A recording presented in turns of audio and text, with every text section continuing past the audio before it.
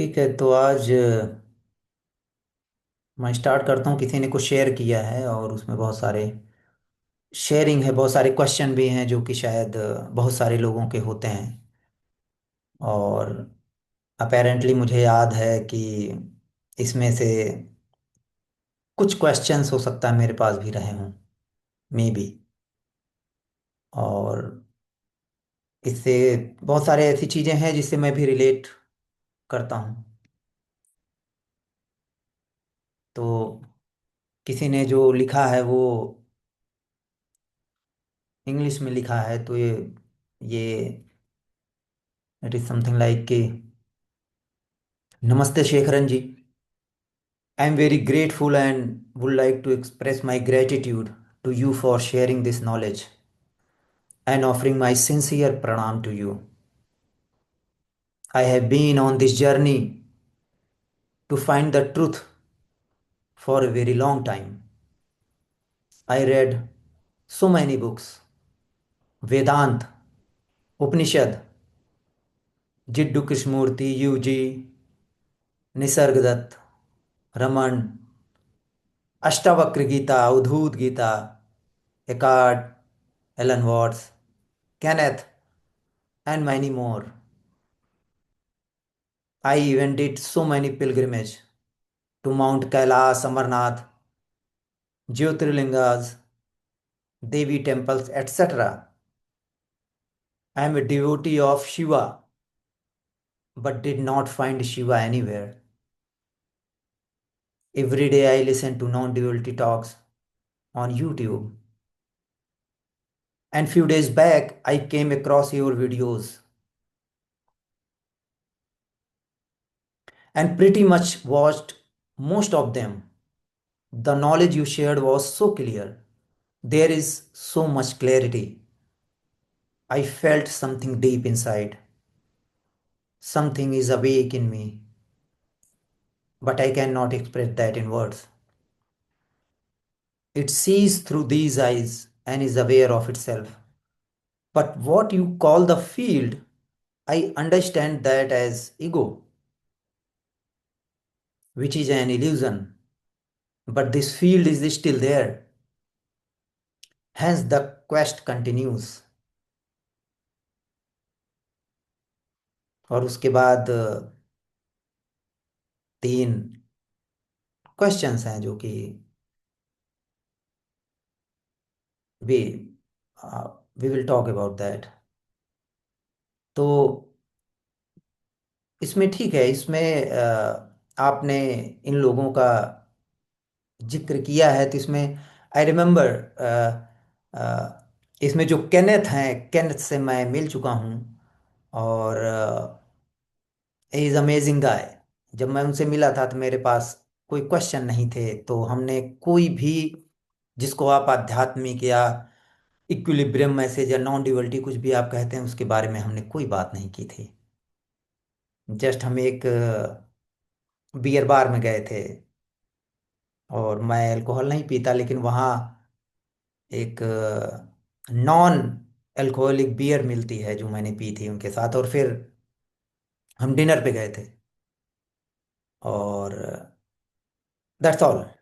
तो जिन लोगों को आपने नाम लिया है, सभी अमेजिंग हैं, और अपने ढंग से उन्होंने जो भी कहना चाहा वो कहा। लेकिन इसमें जो आपने एक वेदांत और उपनिषद का नाम लिया है, मैं इसे क्लियर कर देना चाहता हूँ कि जो संपूर्णता का संदेश है, मैसेज ऑफ इक्विलिब्रियम है, इसका अ, वेदांत से कोई लेना देना नहीं है। ये वेदांत को रिकॉग्नाइज ही नहीं करता। रिकॉग्नाइज ना करने का मतलब ना तो उसका सपोर्ट करता है, ना ही उसे अपोज करता है। लेकिन जो वेदांत है वो ठीक है, उस पे हमें कोई डिस्कशन करने की जरूरत नहीं है। वो सभी आप जानते हैं, उसकी जो भी डिफिनीशन हो, है ना, कि वेद का अर्थ अगर किसी को ज्ञान लगता है, ठीक है, वेद का अंत है। किसी को वेद लगता है कि वेदना से बना है, तो अनुभवों का अंत है वो। लेकिन केवल उसके शब्द से कोई कोई मीनिंग नहीं है। अगर उसमें जो लिखा हुआ है वो, जो यहाँ मैसेज ऑफ इक्विलिब्रियम बताया जाता है, उससे सिमिलर हो सकता है। लेकिन मैं जानता हूँ कि उसमें ऐसी बहुत सारी चीज़ें हैं जो कि मैं उसका समर्थन नहीं करता। इसलिए किसी बुक, किसी वेदांत और उस उपनिषद या किसी का कुछ भी यहाँ कहना बहुत मुश्किल है, उसका समर्थन करना। उसे कोई पढ़ सकता है, या मन हो तो ना पढ़े। वैसे ऐसा कुछ उसमें है नहीं। आज के स्टूडेंट जो इतनी मोटी मोटी बुक्स फिजिक्स केमिस्ट्री की पढ़ते हैं, तो उसे भी पढ़ सकते हैं। लेकिन जब कोई चीज़ आप नहीं पढ़ते तो उसका एक ऑरा क्रिएटेड रहता है माइंड में कि वो बहुत बड़ी चीज़ है। उसे जाके सबको पढ़ना चाहिए, और फिर पता चल जाएगा उसके पढ़ने के बाद क्या होता है आपके जीवन में। आपको पता चलेगा कि वो जो आपका भ्रम था वो टूटा, कि उसे पढ़ने से कुछ होगा। कुछ नहीं होगा उसे पढ़ने से। आपके दिमाग में एक और, जिसे कहते हैं फिलॉसफी या दर्शन, आ जाएगा। लेकिन वो पढ़ना इतना आसान नहीं है। कोई भी पुरानी बुक पढ़ना इतना आसान नहीं है। मुझे याद है एक बार ऐसे ही पतंजल योग सूत्र का कोई कोई पाठ था, मुझे याद नहीं है, कुछ कैवल्य पाद और समथिंग, उसमें एक श्लोक आता है। क्योंकि हम लोग जो बुक्स मिलती हैं, उसको बहुत सारे लोगों ने उसका पहले से ही इंटरप्रिटेशन कर रखा है, भाष्य लिख रखा है, उस पर कारिका लिख रखी है, बहुत सारी चीजें हैं। लेकिन वो एक करप्टेड है, करप्टेड चीज है। वो दिखने में तो ज्ञान जैसी लगती है। आपको लगता है कि देखो कितनी अंडरस्टैंडिंग बन रही है। तो उसमें एक ऐसे श्लोक था कि अहिंसा प्रतिष्ठायाम तत्सन्निधो वैर त्यागा, ये था कहीं उसमें। केवल इसी एक लाइन की उस इंसान ने, जो कि कोई स्वामी थे, 1.5 पेज, मतलब 1.5 पेज से ज्यादा उसमें उसका एक्सप्लेनेशन किया था। जबकि उसका बहुत ही सीधा सीधा अर्थ है कि वही वो, संस्कृत बहुत ज्यादा हिंदी से मिलती जुलती है। जिसको हिंदी आती है संस्कृत भी थोड़ा बहुत समझता ही होगा। कि वो सीधा सीधा कहा जा रहा है कि अहिंसा प्रतिष्ठायाम, मतलब नॉन वायलेंस जो है, अगर जिसके अंदर स्टेब्लिश हो जाती, प्रतिष्ठित हो जाती है, तो तत्सन्निध हो, उसके सानिध्य में, उसके आसपास, वैर, वैर मतलब वही दुश्मनी या इनमोसिटी, वैर त्यागा मतलब वो त्याग हो जाता है उसका, वो खत्म हो जाता है। कितना सीधा और सिंपल है। लेकिन जो वेदांत के मर्मज्ञ थे, उन्होंने इसको 1.5 पेज में लिखा। और उसमें मैं पढ़ रहा था, मुझे आज भी याद है, पढ़ते पढ़ते उन्होंने कहा कि जो योगी होता है, वो उसके अंदर अहिंसा प्रतिष्ठित हो जाती है। तो अगर वो बैठा हो और एक भूखा शेर बैठा हो और उधर कोई हिरन बैठा हो, तब भी उसको नहीं खाएगा वो। क्यों? क्योंकि उसके सानिध्य में आसपास अहिंसा प्रतिष्ठित हो गई। अब आप देखो कि कैसे उसका इंटरप्रिटेशन कर रहे हैं। तो यहाँ मैसेज ऑफ इक्विलिब्रियम में ऐसी चीजों का बिल्कुल समर्थन नहीं है कि ऐसा भी होता है।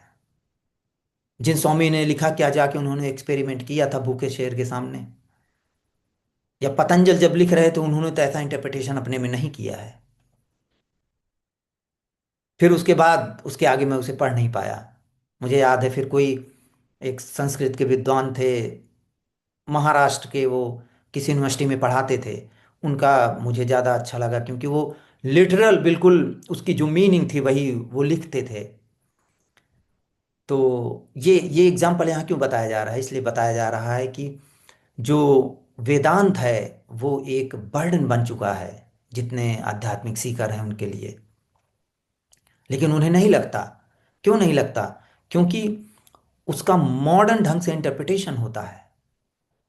कोई एक भाष, जिस समय जो बुक लिखी गई है, उसके आसपास अगर किसी को मिलते हैं तो वही उसके सबसे ज्यादा करीब है।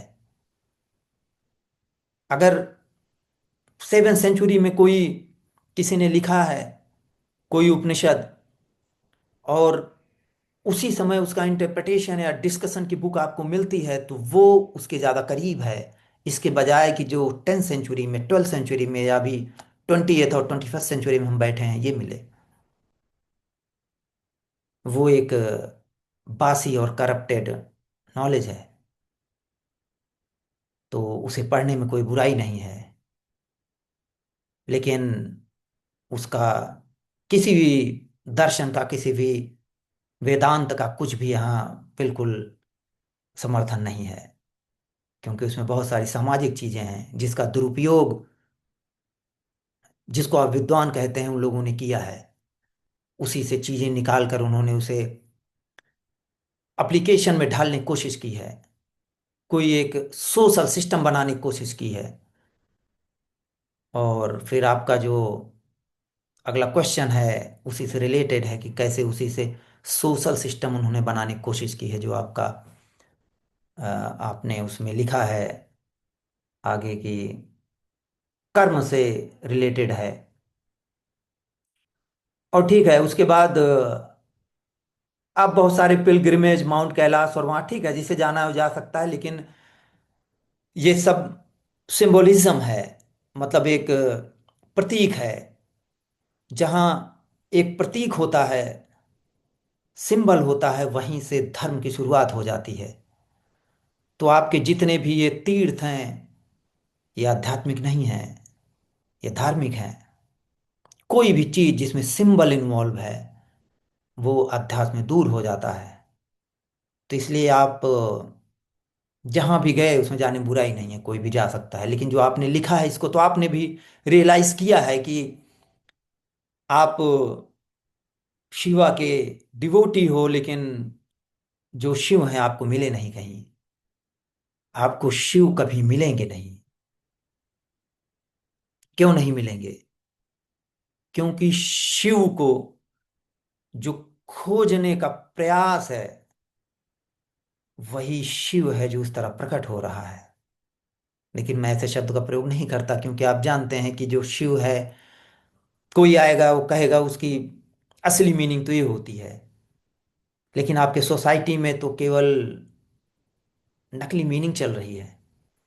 तो हर जगह किसी चीज को ये कह के बताना, उसको सुधार करना, मतलब उसमें परिष्करण करना, कि शिव की मीनिंग असली ये है, एक्चुअली वो बहुत वैल्यू ऐड नहीं करती। जिसमें इतना ज़्यादा बर्डन, इतना ज़्यादा गार्बेज, इतना ज़्यादा करप्शन हो चुका है, वो उसको ढूंढने की कोई ज़रूरत नहीं है। हाँ, वो एक हो सकता है एक ऐसा शब्द रहा हो जो, यहाँ संपूर्णता जिसको कहा जाता है, इक्विलिब्रियम जिसे कहा जाता है, उसी को डिनोट करता रहा हो पास्ट में। मे भी, मुझे नहीं पता। लेकिन आप जानते हैं शिव के नाम पे क्या होता है आज। आज ही नहीं, आपके बहुत सारे धार्मिक ग्रंथों में भी लिखा है कि कैसे शिव नशा करते हैं। क्या संपूर्णता भी नशा करती है? अगर कोई कहेगा नहीं शिव वही है तो। या कैसे शिव के नाम पे कितने धार्मिक अंधविश्वास हो गए हैं, उसे बताने की जरूरत नहीं है। कैसे भी जब शिव के नाम पे किसी को जल चढ़ाना होता है, तो धर्मांधता में वो क्या क्या कर रहे हैं। हाँ, आपके लिए हो सकता है शिव की मीनिंग वही हो जो यहाँ संपूर्णता कहा जा रहा है,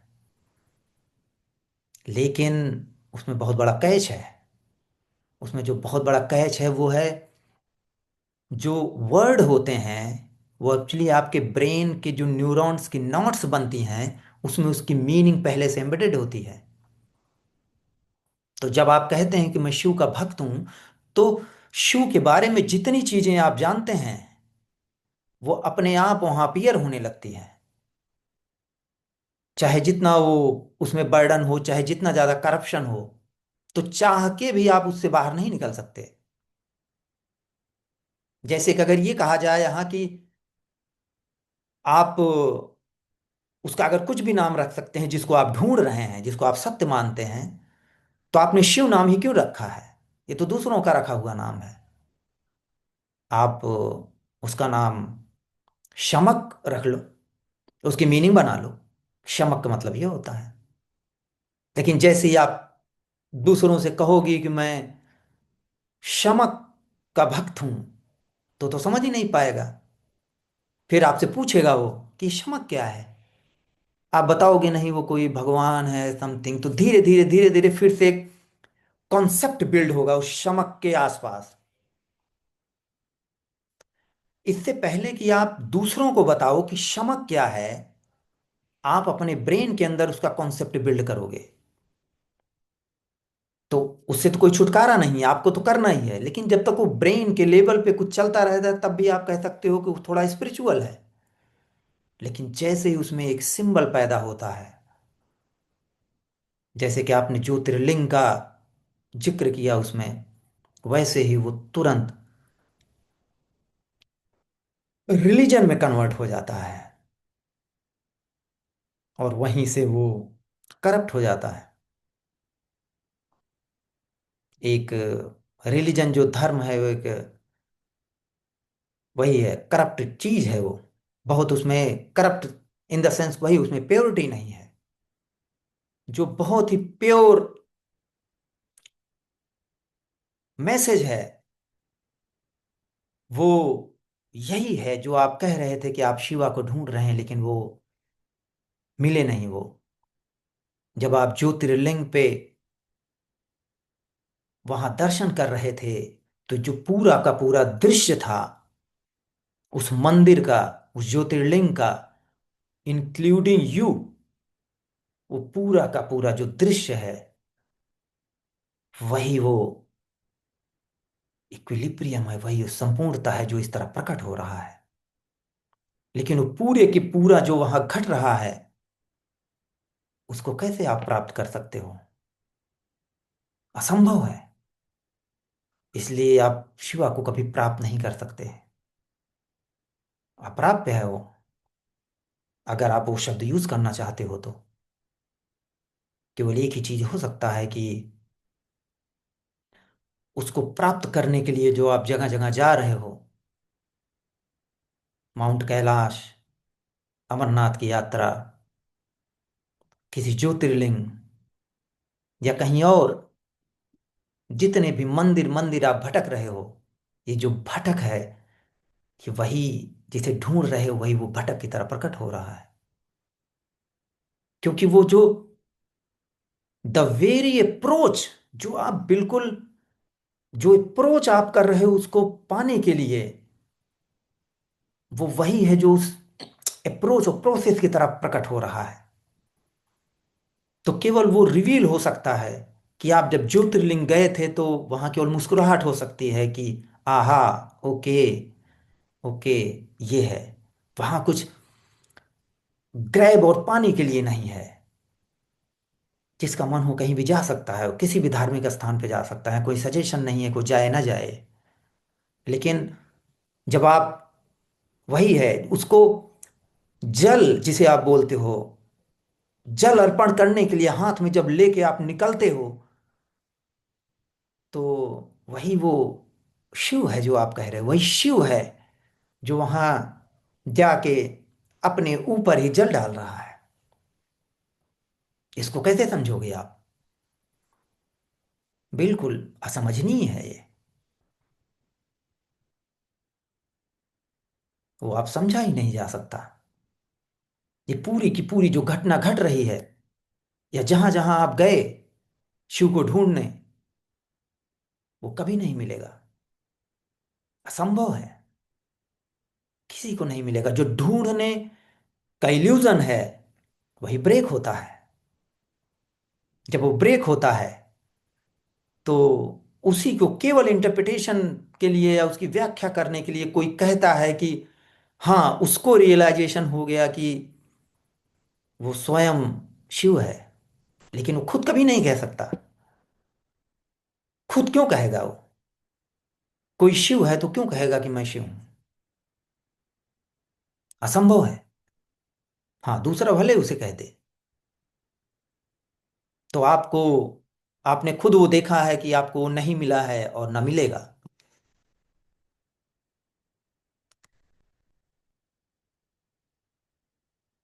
ठीक है, आगे, आगे क्वेश्चन है कि वो जो कर्म थ्योरी है, दिस कर्म theory is so ingrained in our culture. You mentioned that there is no karma. Everything comes from emptiness and dissolve into emptiness. What happens to all these experiences stored as memory?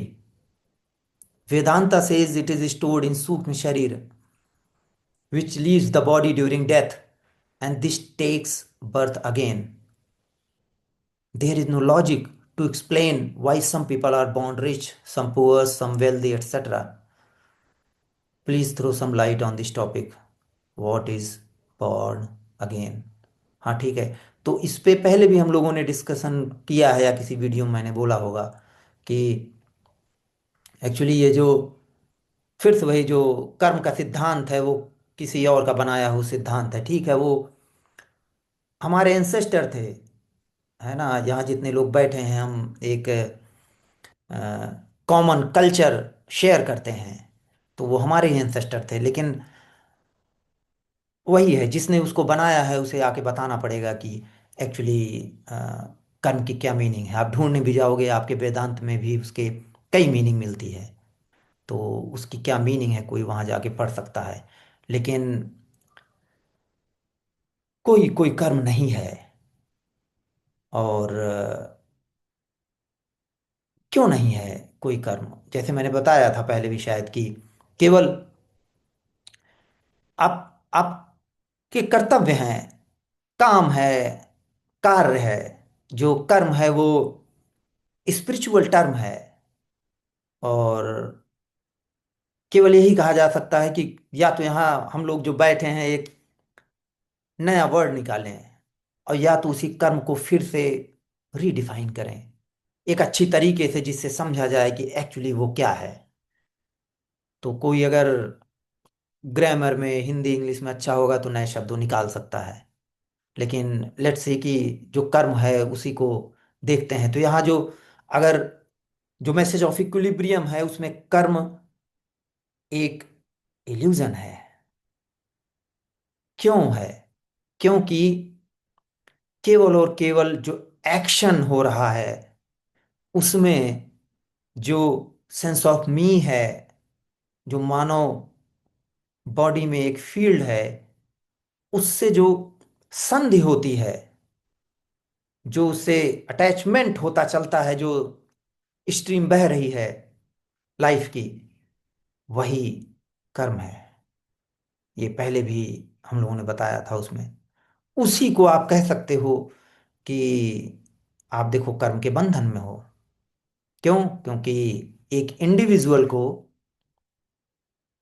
एक individual को तो लगता ही है कि वो कुछ कर रहा है। आपको डिसीजन ले रहे हो, और जब आप डिसीजन लेते हो तो उसका जो रिजल्ट आता है, आपके लाइफ पे उसका इम्पैक्ट होता है। तो ये जो पूरा का पूरा चक्र है, व्हील है, ये जुड़ा हुआ है किससे? कॉज एंड इफेक्ट से। वही जो कर्म है उसमें वो भी जुड़ा हुआ है कि भाई कोई काम आपने किया, और अब देखो इसका रिजल्ट आया है, जिसकी वजह से आपको खुद, उसे किसी को बताने की जरूरत नहीं है, आपको खुद लगता है ये कि आपने कुछ किया है, उसी की वजह से देखो ये रिजल्ट आया है। तो ये जो संबंध है इसका, यही उसमें इल्यूजन है। क्योंकि वहां केवल और केवल जो ये अटैचमेंट होता चल चल रहा है, ये एक वही फॉल्स चीज है। वो वास्तव में वहाँ जो अटैचमेंट हो रहा है वो अपेरेंटली ऑटोमेटिकली होता चल रहा है, जो कि रियल नहीं है। इसलिए आपने जो उसमें कहा है कि हर एक चीज इम्प्टीनेस से पैदा होती है, इम्प्टीनेस में चली जाती है, ये जो दिखाई दे रहा है आपको कि हर एक चीज इम्प्टीनेस से पैदा हो रही है, इम्प्टीनेस में जा रही है, ये वास्तविक नहीं है। कोई भी चीज इम्प्टीनेस से पैदा नहीं हो रही है, कोई भी चीज इम्प्टीनेस में जा नहीं रही है। जो भी है वो स्वयं में ही इम्प्टी है। उसका ये दिखना कि देखो, इम्प्टीनेस से पैदा हो रही, इम्प्टीनेस में ही जाके मर्ज हो रही है, वो वास्तविक नहीं है। इल्यूजन नहीं है, वास्तविक नहीं है, रियल नहीं है। वो वो दिखता है कि देखो कैसे किसी चीज का जन्म हो रहा है और फिर कैसे कोई चीज डिस्ट्रॉय हो रही है। उसका इस तरह दिखना, जिसको हम चेंज कहते हैं, परिवर्तन कहते हैं। क्योंकि परिवर्तन तभी तो आप देखोगे कि कोई चीज पैदा हो रही है और फिर उसके बाद नष्ट हो रही है। तो हर एक चीज पहले से ही इम्प्टी है। उस बिल्कुल वो किसी इम्प्टीनेस से पैदा हो कि इम्प्टीनेस में नहीं जा रही है। हाँ ठीक है, ऐसी सिमिलर लैंग्वेज जो आप जिन पुस्तकों का नाम ले रहे हो, वो वेदांत, और उसमें उसमें लिखा हुआ है, वो एक स्टोरी है, एक कहानी है। मैं जानता हूँ क्योंकि आपने उसका डिस्कशन किया, तो फिर से मुझे कुछ याद आ गया कि उसमें कहीं है कि मतलब जब कुछ नहीं था तो वही था, और फिर उसके अंदर एक इच्छा या डिजायर पैदा हुई कि जो वन है वो मल्टीपल चीजों में डिवाइड हो जाए। मतलब मल्टीप्लिसिटी जो आप देखते हो वही है इस तरह। तो ये क्या है ये जो बताया जा रहा है? ये कहानी है। क्यों? क्योंकि जो वही है, जो कहते हैं उसमें आपके वेदांत में कि जो वही है, उसके अंदर कैसे डिजायर पैदा हो सकती है मल्टीपल होने के लिए? जहां अगर डिजायर पैदा हो रही है तो वो कभी संपूर्णता हो ही नहीं सकती। और जो संपूर्ण है, बिल्कुल परफेक्ट बैलेंस में है, इक्विलिब्रियम है, उसके अंदर कभी कोई डिजायर नहीं पैदा होती। तो ये कहना कि पहले जब कुछ नहीं था तो केवल एक था, फिर उसके अंदर ये आपके उन्हीं फिलोसॉफिकल या वेदांतिक टेक्स्ट में ऐसी चीजें मिलती हैं। ये भी कहीं ना कहीं वही मैं कह रहा था थोड़ी देर पहले, फिर इसी का इंटरप्रिटेशन करेंगे लोग, भाष्य करेंगे, और कहीं ना कहीं एक भटक पैदा करती है। क्यों? क्योंकि ये जो चीज बताई जा रही है उसको बताने में कोई बुराई नहीं है, लेकिन वो ये नहीं बताते कि वो एक कहानी है। कहानी का मतलब कि वो वास्तविक नहीं है।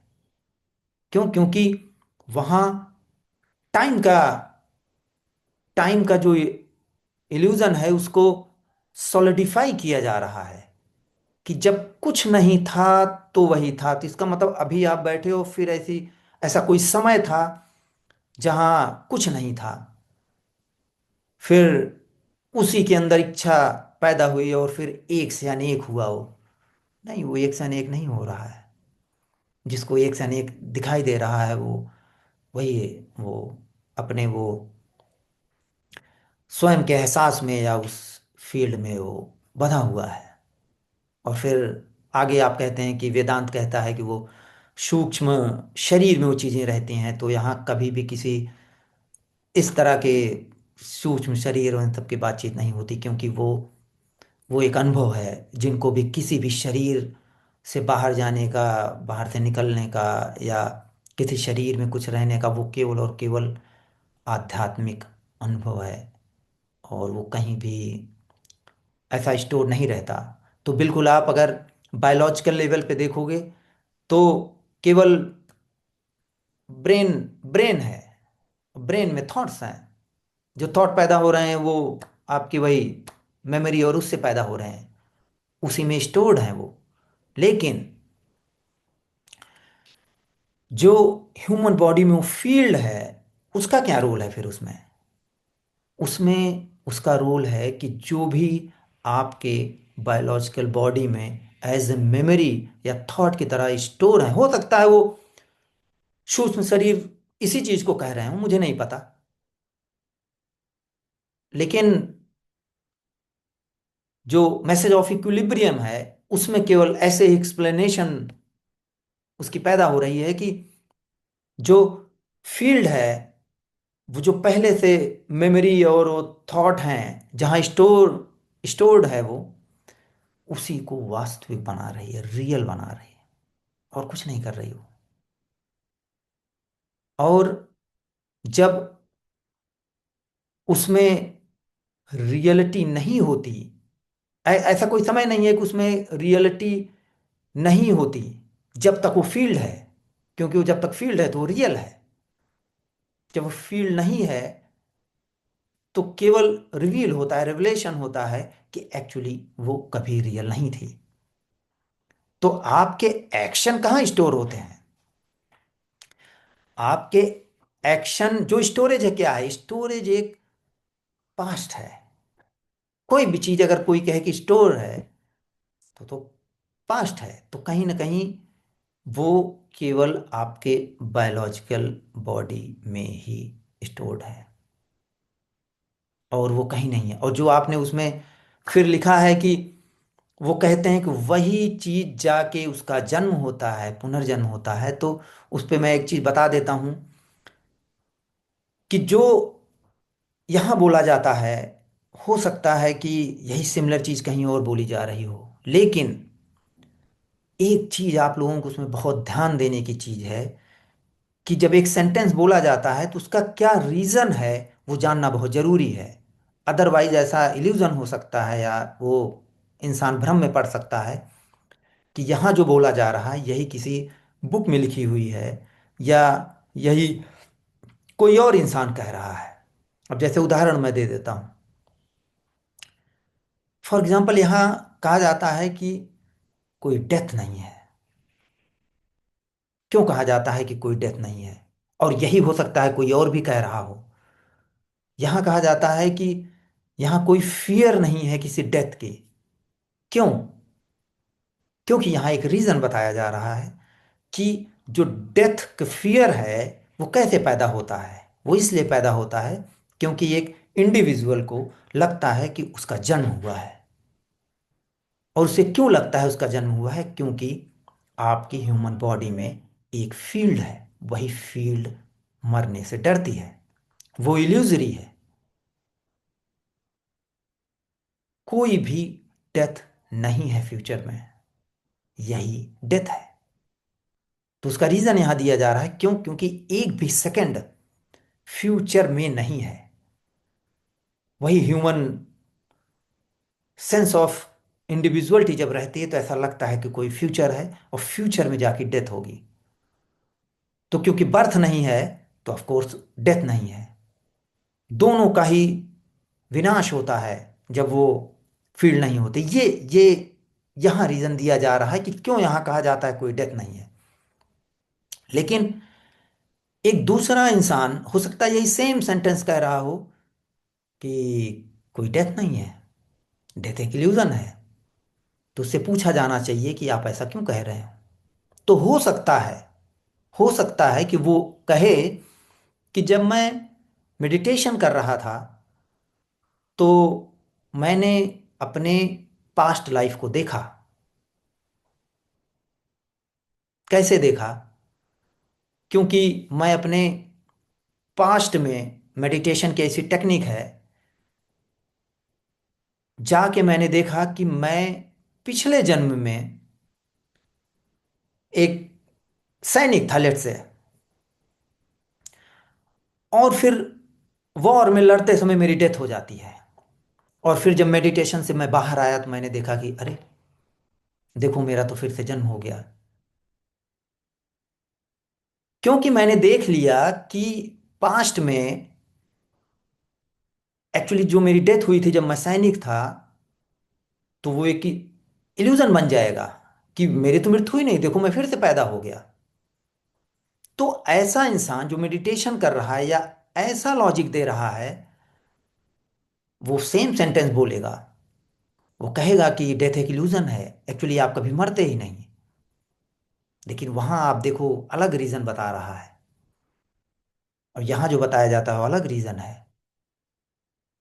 तो इसलिए सिमिलर सेंटेंस या सिमिलर चीज चाहे जहां भी लिखी हुई है, क्योंकि आपका वेदांत तो ऐसा है नहीं कि केवल एक साथ लोग बैठ के उन्होंने लिख दिया हो या कोई एक इंसान ने लिखा हो। वो जनरेशन आफ्टर जनरेशन भी लिखी गई है।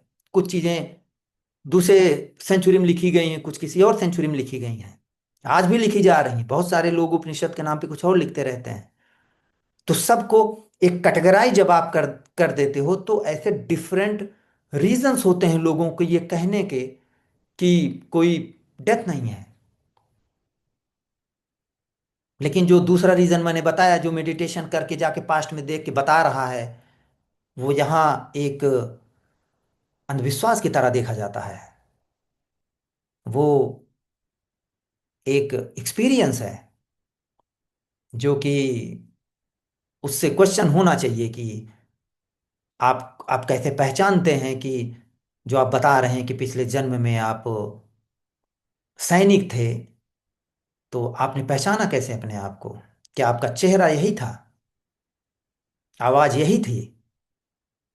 आपने देखा कैसे? ऐसी कौन सी चीज है जिससे आप पास्ट में जाके किसी जन्म में जब आपने देखा, क्योंकि इमेज आ रही हैं, उस इमेज में जब ऐसी इमेज आई कि आप एक सैनिक थे, आप लड़ रहे थे, तो आपको कैसे पता कि आप ही थे वो?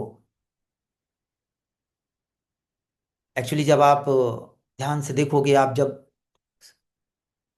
ड्रीम स्टेट में होते हो, तो उसमें भी आप ध्यान दोगे। ड्रीम में तो आप ध्यान दे नहीं पाओगे, जब आप उठोगे मॉर्निंग में तो आप देखोगे कि आपको कैसे पता कि आप ही वो ड्रीम देख रहे थे? ऐसी कौन सी चीज है? क्या उस ड्रीम में जाके आप अपना चेहरा देखते हो समथिंग? एक्चुअली जो ल्यूसिड बिल्कुल ड्रीम या ऐसी चीजें होती हैं, उसमें एक सेंटर बना हुआ होता है। वही वो सेल्फ का सेंटर है। जब तक वो सेंटर बना रहेगा, आप चाहे ड्रीम में रहो, चाहे आप मेडिटेशन करके ऐसे पास्ट लाइफ रिग्रेशन कुछ भी करो, वही सेंटर इल्यूजन देता है कि आप ही ड्रीम देख रहे हो। वही सेंटर वेकिंग स्टेट में भी इल्यूजन देता है कि आप कुछ कर रहे हो। और वही सेंटर ही इल्यूजन उस मेडिटेटर को दे रहा है जो कह रहा है कि पास्ट लाइफ में मैं ये था, क्योंकि उसके पास ऐसा कोई सिंबल नहीं है जिससे वो देख सके कि वही था वो।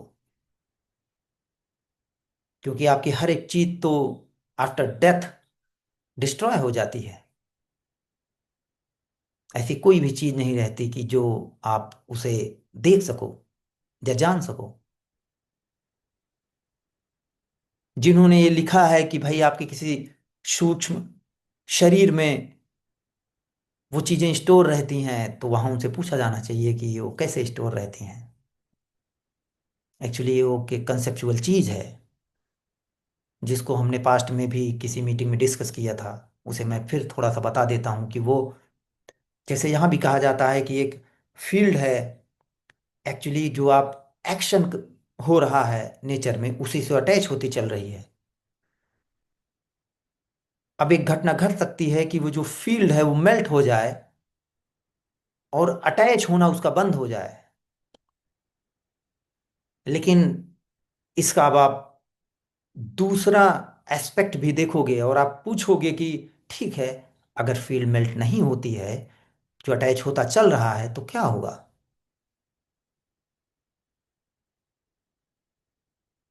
तो अब आप एक कॉन्सेप्ट बनाओगे कि एक फील्ड है, एक जो उसने एक्शन किया हुआ है अपने लाइफ में, या जो मानता है कि उसने किया हुआ है, वो तो अभी अटैच्ड है।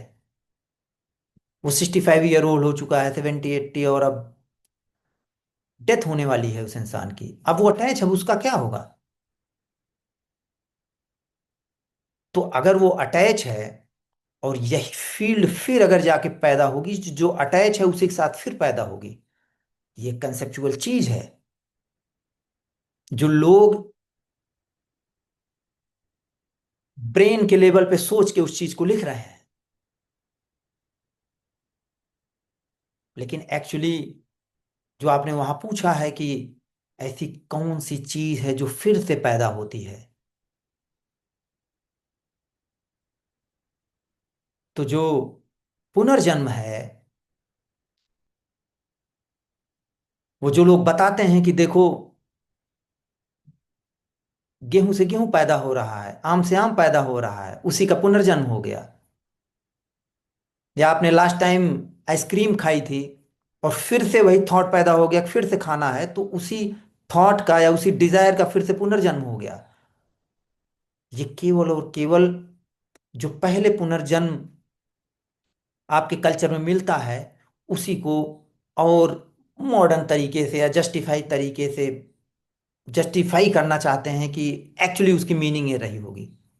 लेकिन आप जानते हैं कि एक्चुअली इन चीजों की मीनिंग नहीं है वो। क्यों? क्योंकि जो सोसाइटी में या स्पिरिचुअल कम्यून में जो भी है जो मानते हैं, वो तो जो इंडिविजुअल है उसके पुनर्जन्म की बात हो रही है। तो ये कहना कि गेहूं से गेहूं पैदा होता है, देखो पुनर्जन्म हो गया, या आम से आम पैदा हो गया, या इंसान से इंसान पैदा हो रहा है तो फिर से पुनर्जन्म हो रहा है, उसकी कोई मीनिंग नहीं है। क्योंकि जो इंडिविजुअल है वो तो अपने आप में इंटरेस्टेड है, वो जानना चाहता है। तो जब आप इस चीज को नहीं जानते, आपको पता भी नहीं है, केवल आपको क्या पता है? यही पता है कि आपका जन्म हुआ है। उसके उसके लिए तो आपको किसी धार्मिक बुक ने या स्पिरिचुअल बुक ने या स्पिरिचुअल लीडर ने तो नहीं बताया आके कि आपका जन्म हुआ है। क्योंकि जो आपका रियल एक्सपीरियंस है उसमें किसी बुक, किसी ऐसी ज्ञान की कोई जरूरत नहीं है।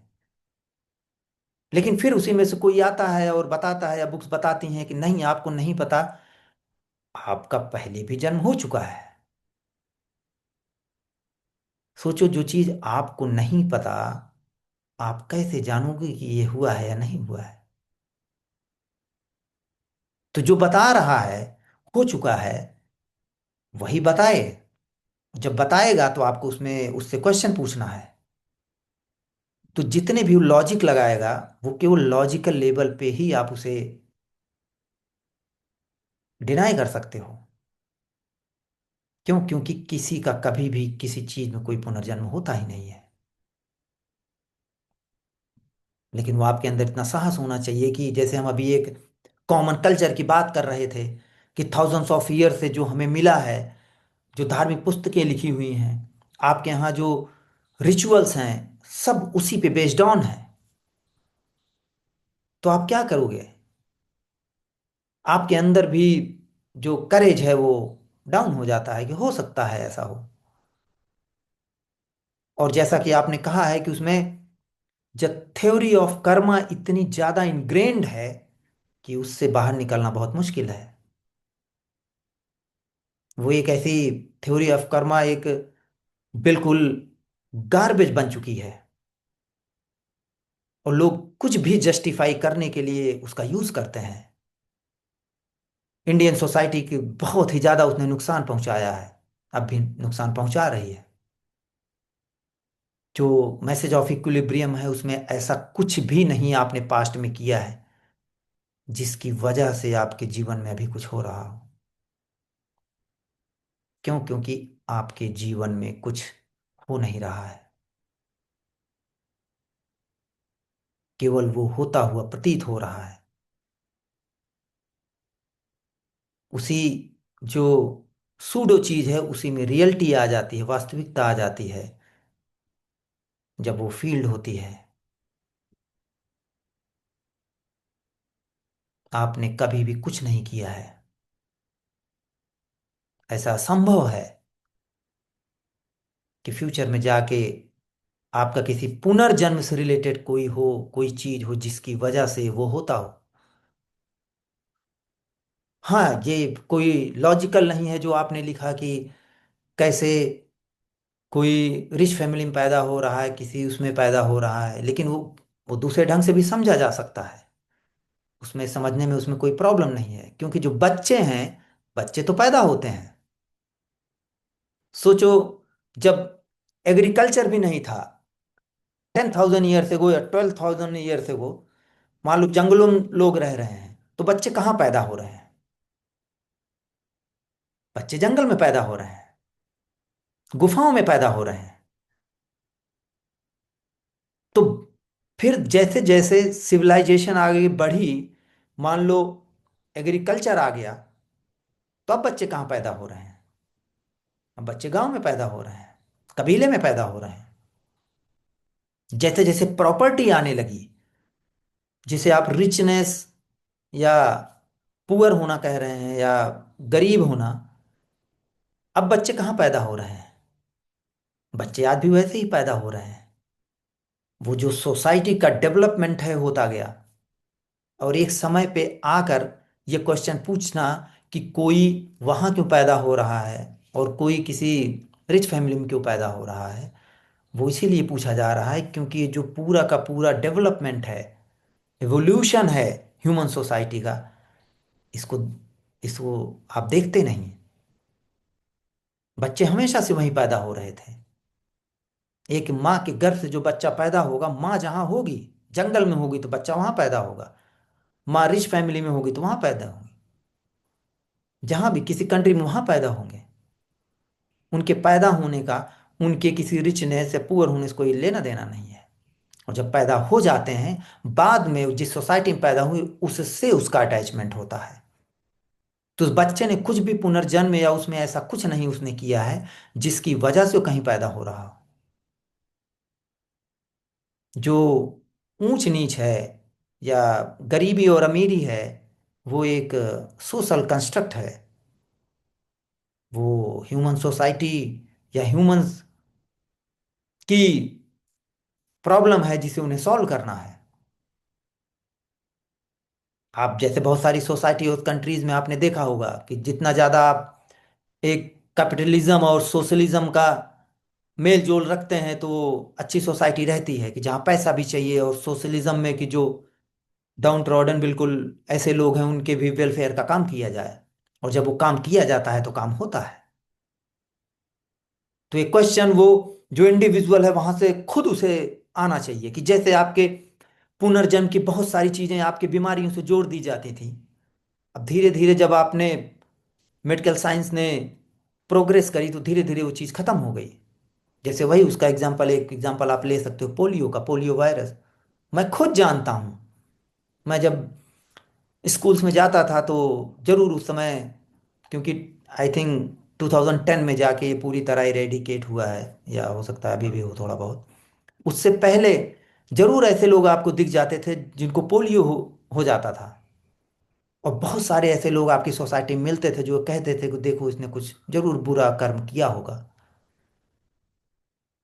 लेकिन सोचो जब आपने उस वायरस को डिटेक्ट किया और बच्चों को पोलियो ड्रॉप पिलाया, तब उन्हीं इंसानों का कर्म बदल गया। तो ये केवल ब्रेन के लेवल पे ही आपको जितनी भी कर्म के सिद्धांत के गार्बेज को बताया गया है उसको आपको काटना है। शायद जब आप उसको काट पाओगे, हटा पाओगे, तो उसके जो कोर में है वहां आप पहुंच पाओगे, देख पाओगे कि रियली वो कर्म की किस चीज को कहा गया था। कोई भी किसी चीज का, और जो है कि क्या है जो फिर से पैदा होता है, वही जो कहेगा कि मैं पैदा हुआ हूं, वही तो पैदा हो रहा है। तो जब आम से आम पैदा होता है तो क्या आम कहता है कि मैं पैदा हुआ हूं? अब कोई कहेगा नहीं, वो तो उस तरह चेतन नहीं है या सजीव नहीं है, तो उसकी बात छोड़ देते हैं। ह्यूमन बीइंग जो है वो कॉन्शियस है, सेल्फ कॉन्शियस है। तो जो सेल्फ कॉन्शियस है वही पैदा होना है। जो भी सेल्फ कॉन्शियस है, स्वचेतन है, वही कहता है कि मैं पैदा हुआ हूं। तो जो स्वचेतना है वही पैदा हो रही बार बार, आपके लिए नहीं। क्यों? क्योंकि आप तो कहोगे कि मेरी जो इंडिविजुअलिटी है वो अलग है, और किसी दूसरे बॉडी की जो इंडिविजुअलिटी है वो अलग है। बिल्कुल, वो अलग है। तो कौन कहेगा कि देखो स्वचेतना देखो फिर से वहां पैदा हो गई? ऐसी मीटिंग में, इक्विलिब्रियम मीट में, ये संपूर्णता टॉक में वो बात कभी कभी निकल सकती है। हो सकता पास्ट में ही ऐसा हो, क्योंकि जैसे बातचीत हो रही है, बार बार इल्यूजन को ब्रेक करने के लिए कहा जा रहा है कि वहां कोई स्वचेतना नहीं है। कोई सेल्फ नहीं है वहां। तो हो सकता है वहां रिवील हो जाए, ओके ओके हाँ ठीक है ठीक है। लेकिन फिर दूसरा इंसान आएगा, दूसरा इंसान भी कहेगा कि नहीं, मैं पैदा हुआ हूं, मेरा जन्म हुआ है। तो फिर से यहां ब्रेक किया जाएगा, नहीं, वहां जन्म नहीं हुआ है, वहां कोई है नहीं जिसका जन्म हुआ हो। तो यहीं से, इक्विलिब्रियम से ऐसी बात निकल सकती है जिसमें ऐसा लगे कि देखो फिर से उसी सेंस ऑफ मी का जन्म हो गया। तो वही जो सेंस ऑफ मी है, जो फील्ड है, वही बार बार पैदा हो रही है। लेकिन ये एक मिसकम्युनिकेशन है पास्ट में, अगर कभी भी किसी ने हमारी, वही है, कल्चर में अगर किसी ने किया है, उसी से मिसअंडरस्टैंडिंग पैदा हुई है कि जैसे जो इंडिविजुअलिटी है वो वही सेम पैदा हो रही है। क्योंकि जो इंडिविजुअलिटी है केवल फील्ड से ही नहीं बनती। जो बॉडी में आपके हार्मोन निकलते हैं, आप स्त्री हो या पुरुष हो, या आपका पूरा पास्ट क्या है, या हर एक चीज, प्लस वो फील्ड इन्हीं सब चीजों में जो रियलिटी डालती है, इन सब चीजों से मिल के वो बनती है। तो जो मल्टीपल चीजों से मिल के बनती है, वो कभी फिर नहीं बन सकती, कभी उसका जन्म नहीं हो सकता।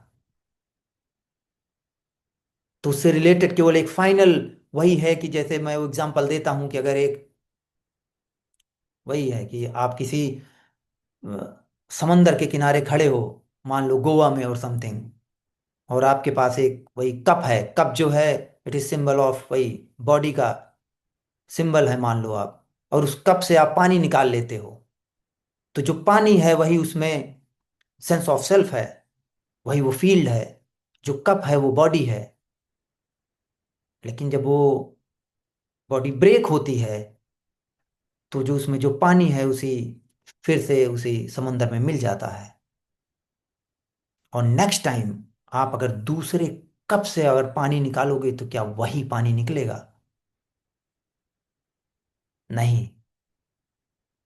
आप कभी भी सेम महासागर से सेम मॉलिक्यूल जो उसके होते हैं आप कभी नहीं निकाल सकते।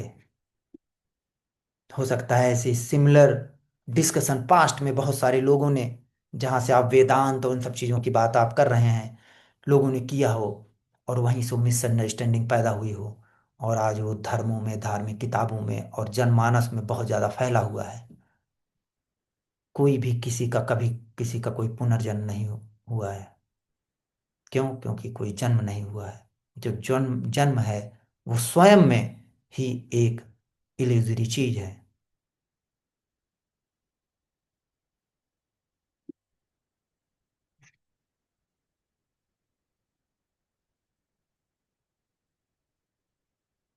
ठीक है, आप प्रश्न कर सकते हैं या बैठ सकते हैं।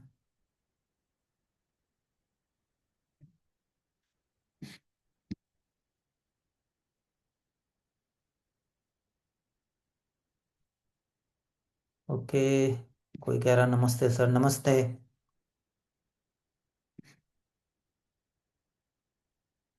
ओके, क्वेश्चन है कि हर धर्म में कोई प्रतीक होता है जैसे ओम, ओंकार आदि। क्या इसका संपूर्णता से कोई कनेक्शन कनेक्शन है? नहीं, कोई कोई कनेक्शन नहीं है। कोई कनेक्शन ना होने का मतलब, जो सिंबल है ओम ओंकार, और जो सामने वाटर बॉटल रखी है, वो दोनों एक हैं। उसमें कोई वो नहीं है। वही संपूर्णता है जो आपके घर के सामने जो कीचड़ है, वो उसी तरह प्रकट हो रहा है। वही संपूर्णता है जो, वो सिंबल जिसे आप ओंकार कह रहे हैं, ओम कह रहे हैं, वो वही संपूर्णता उसी तरह प्रकट हो रही है। वो उसमें कोई भेद नहीं है।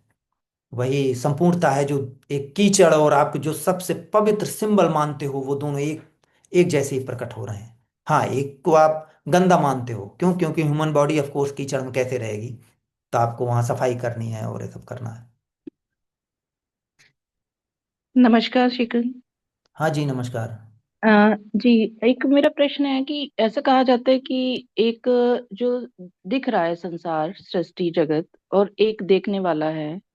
तो देखने वाला जो है वो दिखाई नहीं दे सकता, जो इसका अनुभव ले रहा है। तो और दोनों एक ही है, तो ये जो पूरा जगत है, जैसे मांडुक्य उपनिषद में भी है कि ये पूरा विचारों से ही बना हुआ है, मन से बना हुआ है या माइंड से बना हुआ है। तो इस कॉन्सेप्ट को कैसे हम समझ सकते हैं कि ये सब कुछ माइंड ही है, मन ही है, और केवल मेमोरी ही है। तो अगर इक्विलिब्रियम है तो कुछ भी नहीं है फिर तो। एक मेमोरी भी नहीं है, बस टाइम भी एक इल्यूजन उस समय के लिए दिख रहा है। जो देख रहा है वो भी इल्यूजन है, और जो दिख रहा है वो भी इल्यूजन है। तो क्या ये मेमोरी कंटिन्यू नहीं है, ये कंटिन्यूटी नहीं है माइंड की? या जो दिख रहा है जगत, क्योंकि एक व्यक्ति का जो माइंड है वो दूसरे व्यक्ति से तो अलग ही है, तो क्या संपूर्णता में ऐसा है कि एक जगत बन रहा है या दूसरा नहीं बन रहा एक के लिए? इस कॉन्सेप्ट को कैसे हम लोग समझ सकते हैं इसमें? नहीं, तो उसमें वही है कि वो उन्होंने ऐसा क्यों कहा है उस पे कहना मेरे लिए बहुत टफ है। लेकिन जो मेमोरी है या जो थॉट है जिस पे इतना एम्फेसिस दिया जाता है, सोचो, अगर कोई कह रहा है कि जो मेमोरी है या थॉट है या माइंड है उसी से संसार निर्मित हो रहा है, तो ये वही इंसान कह सकता है जो मेमोरीलेस हो। क्योंकि जब तक मेमोरी में है वो, तब तक तो संसार निर्मित हो ही रहा है उसके लिए। तो क्या कोई ब्रेन मेमोरीलेस हो सकता है? नहीं हो सकता, हाँ, असंभव है। जी। कैसे वो मेमोरीलेस हो सकता है? वो अपनी दैनिक क्रिया कैसे करेगा? किसी से बातचीत कैसे करेगा? अब कोई कहेगा हो सकता है कि फॉर टाइम बिंग मेडिटेशन में या किसी उसमें वो थॉटलेस हो गया हो, और तब उसे पता चल गया हो, और उसके बाद फिर से वो अपने थॉट में लौट आया हो। तो इसकी पॉसिबिलिटी है, इसको डिनाई नहीं किया जा सकता कि थोड़े टाइम के लिए आप थॉटलेस हो जाओ और वहां आपको ऐसा पता चल जाए कि एक्चुअली थॉट ही या मेमोरी ही इन चीजों को क्रिएट कर रही थी। नहीं, ये ऐसा नहीं है जैसे कोई ऑब्जेक्ट सामने रखा है तो वो ऑब्जेक्ट माइंड में नहीं जा रहा, वो केवल उसकी एक थॉट ही जा रही है ना कि ये ऑब्जेक्ट है। माइंड ही उसको क्रिएट कर रहा है। वो तो दिख रहा, सेंसेस से वो दिख रहा है, और उसके ऊपर एक कॉन्सेप्ट हमने बना लिया कि ये ऑब्जेक्ट ये है। तो जो नाम रूप कहते हैं ना, नाम रूप का संसार है वो पूरा माइंड में है। तो ये समझा ऐसे जा सकता है कि वो सेंसेस से हमें दिख रहा है, माइंड में सेंसेस से वो कुछ ऑब्जेक्ट क्रिएट हो रहा है, और उसके ऊपर एक कॉन्सेप्ट, उसका नाम कुछ रखा हुआ है। तो इस तरीके से इसको समझ सकते हैं, और वो टाइमिंग एक ह्यूमन स्ट्रक्चर में ही कंस्ट्रक्ट हो रहा है। तो हाँ, तो क्या? ठीक है। देखिए, बिना इमेज के कभी भी कोई ब्रेन काम कर ही नहीं सकता, चाहे जानवरों का हो या आपका और मेरा। तो जो जी। नाम रूप, कुछ नाम देना, जैसे लास्ट मीटिंग में हमने डिस्कशन किया था कि नाम देना भी उसको एक जो इमेज है और जो नाम है उसका एसोसिएशन ब्रेन करता है ऑटोमेटिकली। तो सामने अगर आप बॉटल देख रहे हो, तो बॉटल की इमेज और बॉटल जो ये साउंड निकल रहा है, इसका एसोसिएशन ब्रेन कर रहा। बिना इसके कभी भी हम कम्युनिकेट कर ही नहीं सकते, कोई जीवन जी ही नहीं सकता। तो हर एक चीज को आपको नाम तो देना ही देना है। नहीं दोगे आप, तो आप इशारों में बात करोगे। आप जी, वो तो आदिवासियों, डेवलपमेंट हुआ है ह्यूमन का, जो बिल्कुल इवोल्यूशन बिल्कुल, में हुआ है। तो लेकिन आदिवासियों जो वो में जाओ। रूप बना है, जो इमेज बन रही है, जैसे पेड़ की इमेज बन रही है, वो तो प्रकृति ने बनाई है, नेचर ने बनाई है। बिल्कुल, तो जो वो पेड़ की इमेज बन रही है आपके ब्रेन में, उस पे, उसमें कोई प्रॉब्लम ही नहीं है, वो बनना ही बनना है। क्यों? क्योंकि वो ऐसे डेवलप हुआ है, जो बायोलॉजिकल चीज है, इमेज बनती है। अब कोई ये कहे कि नहीं वो ग्रीन नहीं है, क्लोरोफिल की वजह से ग्रीन दिखाई दे रहा है, असली जानना है, वो कभी कोई असली नहीं जान सकता। जो ब्रेन आपका देख रहा है वही वो देख रहा है। क्यों? क्योंकि वो तो हाँ, मिलियंस ऑफ ईयर से इवोल्यूट होके ऐसे बना है। जो वास्तव में वो है क्या, मतलब वहां पे कुछ नहीं है, इक्विलिब्रियम के नहीं हिसाब नहीं से तो कुछ नहीं है वहाँ। नहीं, वहां जो आपको पेड़ दिखाई दे रहा है, बॉटल दिखाई दे रही है, वही है, वही है केवल। लेकिन उसमें वो जो चीज आपको दिखाई दे रही है, उसी के साथ एक चीज और पैदा होती है कि वो चीज वास्तविक है। वो रियली सामने कोई पेड़ है, रियली सामने कोई बॉटल है। जैसे ही उसमें रियलिटी आती है, उसी के साथ देखने वाला पैदा हो जाता है। और जो ये कहता है कि देखो मैं देख रहा हूं, वो दोनों एक साथ पैदा होते हैं। तो जो सामने है, जैसे आपने कहा कि क्या है वहां, वहां वही पेड़ है, लेकिन उसमें जो भाव पैदा हो रहा है कि एक वास्तविक पेड़ है, उस पेड़ की कोई मीनिंग है, वो केवल और केवल ह्यूमन इंडिविजुअलिटी जो है जो बॉडी में, वही उसको प्रोजेक्ट कर रही है। अब कर रही है कि मतलब ऐसा लग रहा है कि जैसे कोई जानबूझ के कर रहा है, नहीं, जानबूझ के नहीं कर रहे हो आप, वो ऑटोमेटिकली हो रहा है अपने आप। तो जो लोग कहते हैं कि ये मान्यता है, आपने मान लिया है, आपने मान नहीं लिया है। अगर वो मान्यता होती तो आप हटा देते। वो कोई बिलीफ सिस्टम नहीं है, वो बिल्कुल ह्यूमन बॉडी में एम्बेडेड है, जुड़ी हुई है। तो एक साथ जैसे ही आप कोई चीज़ देखते हो, उसी समय वो देखने वाली चीज़ और देखने वाला दोनों एक साथ पैदा होते हैं। वही फील्ड जो है, उसी एक ही चीज़ को, जो इक्विलिब्रियम है, उसी में सेपरेशन पैदा कर देती है। तो ब्रेन के लेवल पे जो भी नाम रूप आप है, वो उससे कोई छुटकारा पाने की जरूरत नहीं है। बिना उसके कोई सरवाइव नहीं कर सकता, कम्युनिकेट नहीं कर सकता। जी। उसमें तो उसमें क्या कोई वो भी प्रॉब्लम एनिमल नहीं। को मतलब ह्यूमन को ही दिखा दे रहा है, कोई और एनिमल्स को भी तो वो सेम वही चीज दिखाई दे रही है? बिल्कुल। तो मतलब हो सकता है किसी और फॉर्म में हो, हम जैसा समझ रहे हैं वैसा ना हो, लेकिन क्योंकि वो उसे खा रहा है, उसके पत्ते खा रहा है, तो उसको भी तो कुछ नजर आ ही रहा है वो चीज। करेक्ट, वही तो उसमें जो लोग कहते हैं उसको कुछ भी दिखाई दे रहा हो, डजंट मैटर, लेकिन वो दोनों के लिए काम कर रही हैं। राइट, एक अमरूद रखा है तो आप भी खा रहे हो, और जो आपका पेट है वो भी खा रहा है। ऐसा तो है नहीं कि उसको वो कुछ और खाता है। तो आप अगर कॉमन लेवल पे देखोगे तो वो जानवरों के लिए, इंसानों के लिए लगभग हर चीज वही है, सेम है। भले उनका इंटरप्रिटेशन है कि भाई हमें जो ग्रीन दिखाई दे रहा है, किसी को और कलर दिखाई दे रहा होगा। हमें जो उसकी शेप एंड साइज मान लो इतनी बड़ी दिखाई दे रही हो, तो हो सकता है उन्हें कुछ और दिखाई दे, डजंट मैटर। ना उसे जानने की जरूरत है, ना उसकी कभी कोई जान सकता है, क्योंकि वो नहीं, इसमें सब्जेक्टिव एक्सपीरियंस है। एक क्वेश्चन और आता है कि जैसे मेरे को वो पेट दिखा और मेरे को वो खाता हुआ दिखा, या वो चीज मैंने इंटरप्रेट की है, तो मेरे लिए तो वो पेट भी एक इल्यूजन है, वो एक ऑब्जेक्ट भी इल्यूजन है, क्योंकि देखने वाले से ही वो दोनों चीजें भी बन रही हैं। तो वो करेक्ट। तो जो एग्जैक्टली कर क्या रहा है वो नहीं पता। जो वस्तु दिखाई दे रही, जो पेट है और जितनी सारी चीजें हैं, ये अपीयरेंस हैं, इल्यूजन नहीं है, अपीयरेंस है। मतलब ये ना तो रियल है ना तो अनरियल है।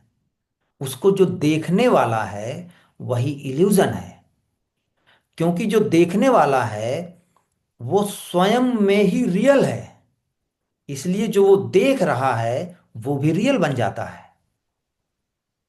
क्यों? हम्म। तो जैसे वो सो गया, जैसे कोई ह्यूमन सो गया, तो वहां पर तो कोई वर्ल्ड है ही नहीं, फिर ना कोई ऑब्जेक्ट है ना कुछ है।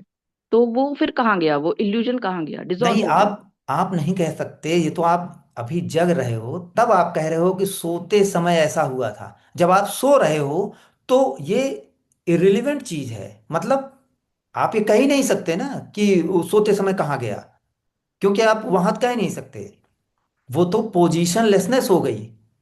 जब पोजीशन लेसनेस वहां आप हो ही नहीं, तो आप ये कह ही नहीं सकते कि हम कहाँ चले गए, कहाँ नहीं चले गए। राइट। ये जब आप जग गए, तब उस सोने वाली अवस्था को इमेजिन करके प्रश्न पूछ रहे हो कि उस समय वो कहाँ चला गया था। क्यों? क्योंकि अभी लग रहा है कि वो है। तो यहां वही अच्छा, रिवील मतलब वो किया। अभी भी नहीं है और वो सोया भी नहीं और वो कुछ नहीं हुआ बिल्कुल, वास्तव वो में? अभी भी नहीं है वहां, लेकिन समहाउ समहाउ ह्यूमन बॉडी जब जागृत अवस्था में एक्टिवेटेड रहती है, तो वो जो फील्ड है वो भी ऑनरशिप लेती रहती है। लेकिन जब ह्यूमन बॉडी एक्टिवेटेड नहीं है, तो उस फील्ड को कुछ ऑनरशिप लेना नहीं है, इसलिए वहां फील्ड भी नहीं है। वो डाइल्यूटेड हो गई, दूसरे मोड में चली गई, कुछ भी शब्द आप यूज कर लो। लेकिन दूसरा जो इंसान है, उसने बोला कि आप सोए हुए थे इतने समय तक, वहां समय तो चला, और उस समय तो मतलब वो वही ह्यूमन सोया ना जिसने वो देख रहा था, जिसके साथ वो बन रही थी फील्ड? बिल्कुल, वो समय इसलिए चला क्योंकि जो जब आप सोने जा रहे थे, उस समय की लास्ट मूवमेंट पे, सोने से पहले ब्रेन एक्टिव है, तो ब्रेन रिकॉर्ड कर रहा है। तो जब सोते समय आपने अपने ऊपर ब्लैंकेट डाला, वो लास्ट इमेज है आपके पास। और जब आप उठते हो तो अब इमेज बदल गई है। जैसे ही आप उठते हो तो उस समय या तो जो वॉच लगा रखी वो आगे निकल गई, या तो अंधेरा हो गया थोड़ा सा, या उजाला हो गया सुबह। तो इमेज क्रिएट हो गई ना, दो इमेज क्रिएट हो गई। जहां हम्म दो इमेज क्रिएट हो गई उसके बीच गैप आ गया, क्योंकि दो है। तो जो पहले इमेज थी, सोने से पहले जो इमेज थी वो भी रियल नहीं थी, अभी जो बन रही है वो भी रियल नहीं है, वो बस एक इल्यूजन है जो मेमोरी से वो प्रोजेक्ट हो रहा है। नहीं, वो इल्यूजन नहीं है। वो जो इमेज बन रही है वो एक इमेज है, जो कि ना तो रियल है ना तो अनरियल है। केवल उस इमेज को अपना कहने वाला वो इल्यूजन है। अच्छा, जो उसको कंटिन्यूटी दे रहा है वो भी इल्यूजन है। वही, हाँ वही कंटिन्यूटी, कंटिन्यूटी ही इल्यूजन है, कोई कंटिन्यूटी नहीं है। कंटिन्यूटी, बस अभी जो दिख रहा है वही फैक्ट है, या कह सकते हैं वही है जो भी है अभी जो दिख रहा है। ना इससे पहले कुछ हो ना इससे बाद में कुछ हो, मतलब बिल्कुल टाइम जैसा कुछ नहीं है। कुछ नहीं। तो अभी हम आप बैठे हैं यहाँ बात कर रहे हैं, केवल और केवल यहाँ आप सोच सकते हो पास्ट के बारे में, फ्यूचर के बारे में, यहीं बैठकर। That's all. हम्म आप कहीं जा नहीं सकते, कहीं जो हो रहा है वही है। राइट, तो ये सोच रहा है जो आगे टाइम का कॉन्सेप्ट बना रहा है, ये माइंड है, ये इल्यूजन है। हाँ, तो जो आप सोच रहे हो कि अभी फ्यूचर में कुछ करना है, ये ब्रेन का काम है, क्योंकि ब्रेन अपना कंडीशनड हुआ है कि भाई ऐसी घटनाएं होती हैं तो कुछ सोचता है कि अभी चाय बनानी है या समथिंग, तो वो सोचेगा। उसी जगह, एक ही जगह वो सोच रहा है, और फिर उसी जगह फिर वो उठ के जाके चाय बनाएगा। लेकिन मल्टीपल घटनाएं होंगी, तो उनमें फिर से वही गैप आता चला जाएगा। जो गैप है वही वहाँ अपेरेंट टाइम पैदा करता है। उसी अपेरेंट टाइम में फिर रियल टाइम पैदा हो जाता है, वही इंसान पैदा करता है। मतलब वो ऑटोमेटिक है। जी जी। तो ये मतलब माइंड और ये इल्यूजन दोनों साथ में काम कर रहे हैं एक साथ। बिल्कुल। तो अब माइंड, माइंड मतलब आप मन को कह रहे हैं या जो थॉट पैदा होते हैं उसको? माइंड मतलब मेमोरी भी हो गया, और माइंड जो इस सब चीजों को क्रिएट कर रहा है, मतलब जो सोच रहा है, थिंकिंग भी चल रही है, और जो देख भी रहा है उससे जो इल्यूजन भी, मतलब जो इमेज क्रिएट हो रही है, और उसके कॉन्सेप्ट भी बन रहे हैं साथ में। ये है वो है, मतलब बहुत सारे प्रोसेस एक साथ चल रहे हैं। माइंड इज, मतलब मुझे लग रहा है कि बहुत सारे प्रोसेस के साथ एक साथ चल रहा है। बिल्कुल। तो ऐसा लगता है कि बहुत सारे प्रोसेस एक साथ चल रहे हैं, लेकिन एक्चुअली आपका ब्रेन जो है वो एक बार में एक ही थॉट वो सोचता है, फिर दूसरा सोचता है, फिर तीसरा सोचता है, क्योंकि एक बार में दो थॉट तो आप सोच नहीं सकते। तो ऐसा लगता है कि बहुत सारी चीजें चल रही हैं। हाँ, ब्रेन के अंदर बहुत सारी चीजें बैकग्राउंड में चलती रहती हैं, थ्रेड्स। लेकिन जो कॉन्शियस थिंकिंग है, जिससे आप अवेयर होते हो, वो एक बार में एक ही होता है। कि अभी मैं यहाँ बैठा हूँ या अभी पानी पीऊंगा, फिर जी आप एक के नहीं, बाद एक। जैसे अभी आप जैसे कह रहे हैं ना कि बहुत सारी चीजें नहीं एक ही है, लेकिन जो थॉट है उसमें एक कोई एक इमेज है जिसके बारे में थॉट चल रही है, उसके बारे में कॉन्सेप्ट भी है कि ये है, उसमें मैं भी है कि मैं ये सब सोच रहा हूँ। मतलब यहाँ पर भी तो मल्टीपल चीजें चल रही हैं एक साथ। करेक्ट। लेकिन जो मैं है वो हमेशा नहीं आता, वो बीच बीच में आता है। अगर आप कहीं ज़्यादा इंगेज हैं, प्रेजेंटेशन दे रहे हैं, गेम खेल रहे हैं, तो वहाँ हमेशा मैं का भाव नहीं आता, वो बीच हाँ, बीच में तब आता फोकस है। पूरा उसके ऊपर, वर्क के ऊपर होता है। बिल्कुल, क्योंकि जो ब्रेन है वहाँ इंडल्ज है। वो जब उससे जी थोड़ा बाहर आएगा तब वो देखेगा कि हाँ मैं वहाँ इंडल्ज था। जी जी। सो मतलब ब्रेन के साथ जो मैं वाली चीज बन रही है, जो हम समझ सकते हैं, वही एक इल्यूजन क्रिएट किसी करता है। चीज में कोई भी नाम रूप हो, कोई भी इमेज जो बन रही है, कोई भी थॉट जो है, किसी चीज में कोई प्रॉब्लम नहीं है। हर एक चीज, जैसे एक बच्चा होता है उसके अंदर मैं भाव नहीं होता अगर बहुत छोटा है, तब भी देखो हर चीज वो कर लेता है लगभग जितना उसे करना है, खाना पीना जीना सोना हर एक चीज। ऐसे जब बॉडी बड़ी हो जाती है तो और मेच्योर हो जाती है, हर चीज कर लेती है। केवल ये जो पूरे एक्शन जो चल रहा है इन सारे के सारे जीवन पे, जो कैप्चर आके कर लेता है, जो मैं भाव है, वही उसमें इल्यूजन है। और किसी चीज में कोई समस्या नहीं है। हम्म। मतलब दो तरीके की थिंकिंग हो गई ना, एक तो जो रिक्वायरमेंट थिंकिंग है जो चाहिए अभी जीने के लिए, और एक होता है जो अननेसेसरी थिंकिंग, कॉन्सेप्ट बना के कुछ कुछ बना रहा है माइंड या जो भी है मैं, वो एक इल्यूजन थिंकिंग साथ में है, तो दोनों बिल्कुल। अलग थिंकिंग है ये।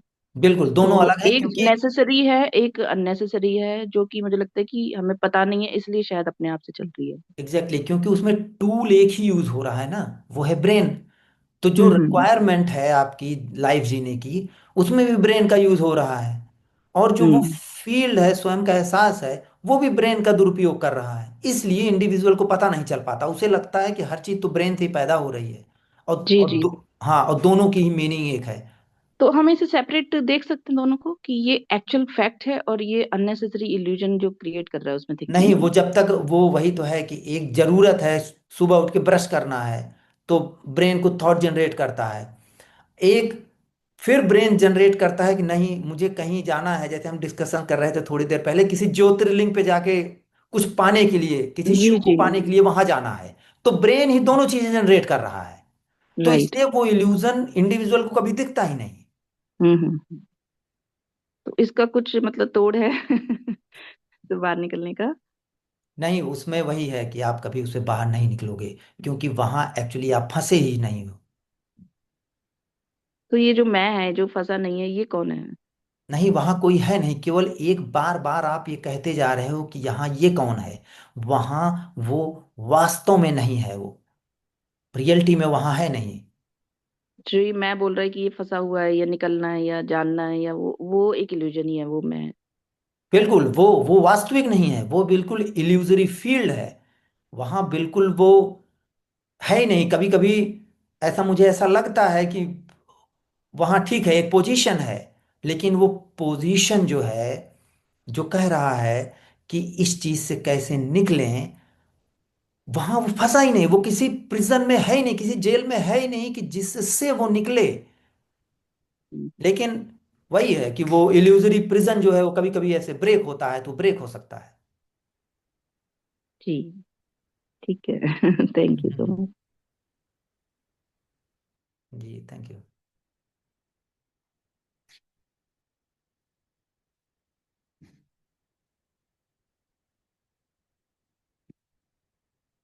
ओके, तो समवन इज आस्किंग कि what remains after field, body and minds death. Okay, तो अल्टीमेटली यहाँ पूछा जा रहा है कि डेथ के बाद अ, क्या रह जाता है। डेथ के बाद वही रह जाता है जो अभी यहाँ है, ये डेथ है जो मैं और आप यहाँ बैठ के बातें कर रहे हैं। कभी कुछ रिमेन रह जाने का मतलब है कि अभी कुछ है, और जो रह जाएगा वो इसके अलावा कुछ रह जाएगा। जो हमेशा से है वही तो रह जाएगा। तो हमेशा से क्या है? वही इक्विलिब्रियम, वही संपूर्णता, वही सब कुछ, वही हमेशा से है, वही हमेशा से रहेगी। वो समय में नहीं है। तो इसलिए आफ्टर डेथ जो प्रैक्टिकलिटी में आप देखोगे, तो ऑफ कोर्स जो इंडिविजुअल है वो खत्म हो जाएगा। जो आपको लगता है कि आपकी चीजें हैं, आप जीवन जी रहे हैं, आपकी मेमोरी है, आपके रिश्तेदार हैं, आप जॉब करते हो, जितनी सारी चीजें हैं, वो सारी की सारी चीजें, वो जो भी आपने कॉन्सेप्ट बैठा रखा है, वो सारी की सारी चीजें खत्म हो जाएंगी अपेरेंटली। क्योंकि वास्तव में वहाँ कोई है नहीं। आपकी कभी कोई मृत्यु नहीं होगी, यही मृत्यु है। And what do you mean by संपूर्णता से अलगाव? हाँ, तो संपूर्णता से अलगाव कैसे हो सकता है? बिकॉज जो इक्विलिब्रियम है, संपूर्णता है, वो बाउंडलेस है, वही फ्रीडम है। बाउंडलेस मतलब कि उसमें कोई बाउंड्री नहीं, वो हर जगह है। तो वो आपकी आपकी कोई जगह नहीं बचती उसमें। लेकिन फिर कोई आता है और कहता है कि नहीं मैं हूं। तो जब वो कहता है कि मैं हूं, तो वही अलगाव का भाव है। वही अलग हो जाता है और कहता है कि मैं संपूर्णता से अलग हूं। क्योंकि वो अलग है तो वो छोटा हो जाता है, और संपूर्णता एक बड़ी चीज हो जाती है।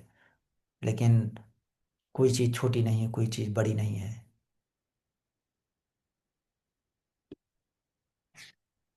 और वही वही संपूर्णता से अलगाव का एहसास है, सेंस ऑफ मी। ओके, किसी ने लिखा है प्रणाम सर जी। ओके, प्रणाम। वैचारिक शक्ति के बल पर यदि मैं ये कहूं कि एक है जैविक चेतना, या मूलभूत शारीरिक चेतना, या कौंध या साउंड, या एक जीवन धारा, या शारीरिक गूंज, जो शरीर की एक जैविक जरूरत है, जिसके बिना ये देह शायद सरवाइव नहीं कर पाएगी, बायोलॉजिकल ऑर्गेनिज्म और उसकी मूलभूत बनावट। दूसरा है सेंस ऑफ मी, या स्वयं के होने का एहसास। या अहम का एहसास, या वो फील्ड जो हर चीज वस्तु को अपना बना लेती है। मतलब जो शारीरिक कौंध है, ये फील्ड उस कौंध के ऊपर कब्जा कर लेती है। यानी एक मनोवैज्ञानिक मैं, जो प्राकृतिक मैं कहिए या शारीरिक कौंध कहिए, उस पर आधिपत्य कर लेती है। शायद सेंस ऑफ मी ही है जो हर चीज को हर समय अपना आकार देती है, जिसे अहंकार कहते हैं।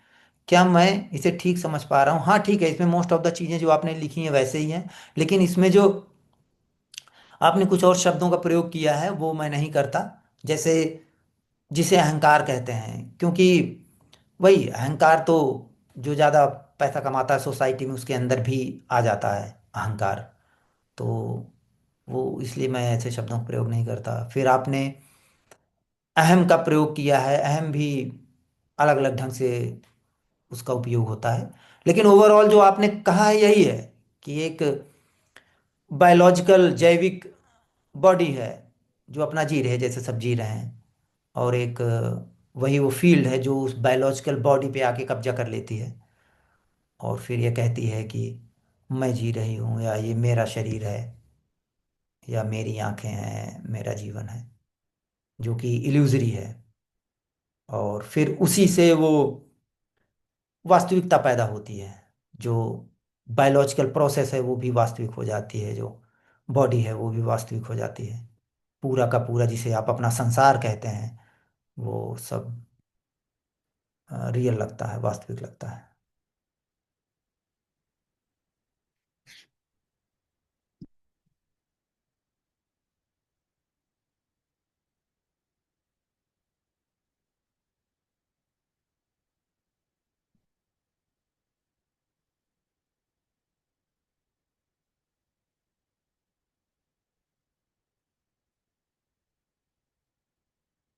ओके, क्वेश्चन और था, यू मेंशन संपूर्णता is everything, this field is also part of.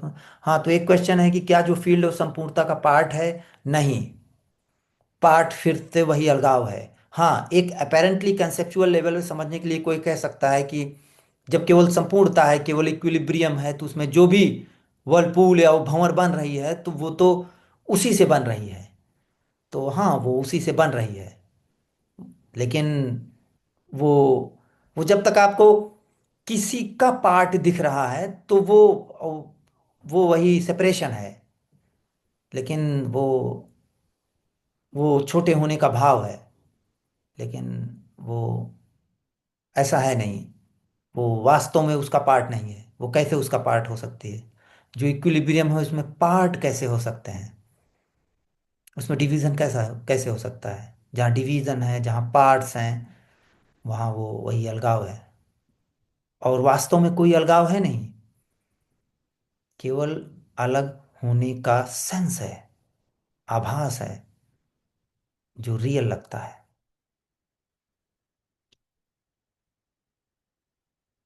Okay, फिर है कि is everything in this world happening by itself? नहीं, वो it is not happening by itself. Nothing is happening, कुछ ऐसा हो नहीं रहा है। वो एक, जब किसी को लगता है कि नहीं कुछ करने से कुछ होता है, तो जबरदस्ती इसको ब्रेन में बैठाना कि देखो हर चीज अपने आप हो रही है, वो आपके जीवन को कठिन बना सकती है। क्यों? क्यों किसी एक सिचुएशन में हो सकता है कि आपको जाके किसी की हेल्प करनी है, फिर आप बैठे हो कि नहीं हर चीज तो अपने आप हो रही है, तो मैं भी बैठा रहता हूँ। तो जब आप दौड़ के किसी की हेल्प करते हो तो वो भी तो अपने आप ही हो रहा है।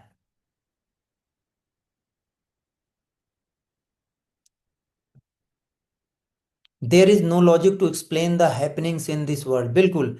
तो जो संपूर्णता इक्विलिब्रियम है उसी में लॉजिक पैदा होता है।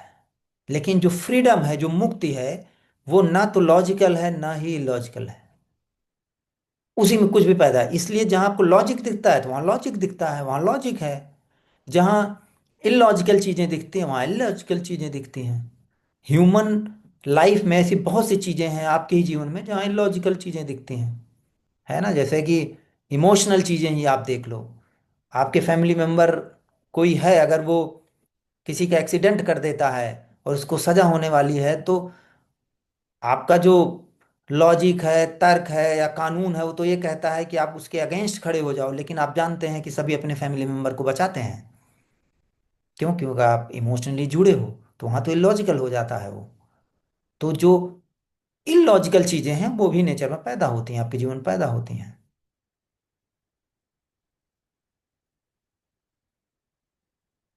Okay, regarding sadhana, you mentioned there is no need to do sadhana, but you mentioned you have been on this path for a long time, isn't that sadhana? हाँ ठीक है। तो कोई कोई साधना नहीं है। ये कितनी आयरनी की बात है कि कोई, जैसे आपने कहा कि पास्ट में मैं भी कुछ ना कुछ ऐसी चीजें करता रहा हूं। हाँ ठीक है। लेकिन वहां इस चीज का दिख जाना कि आपने पास्ट में कुछ किया नहीं है, इसीलिए तो वो इंसान बता रहा है कि कोई कोई साधना नहीं की है किसी ने भी आज तक। ना मैंने कोई साधना की है। लेकिन फिर भी कोई कहेगा नहीं, लोग जाते हैं करते हैं, हाँ। तो वो एक अपेरेंट चीज है, एक छद्म चीज है, सूडो है वो। उसमें कोई वास्तविकता नहीं है। और वो चीज अपने आप एक के बाद एक घटित होती है। और एक के बाद जब एक घटित होती है, तो जब ये बोला जा रहा है एक के बाद, तो इसी के बीच में वही वो फील्ड है जो प्रकट होती है और एक घटना से दूसरी घटना को लिंक करती है, वास्तविक बनाती है। और उसी में उसका भाव आता है कि इसको मैंने किया है या इस मिस्टेक को मैंने किया है। कोई कोई मिस्टेक नहीं है, कोई गलती नहीं है, किसी ने कभी कोई मिस्टेक नहीं की है। वो मिस्टेक का भाव है, वही जो सेंस ऑफ मी है।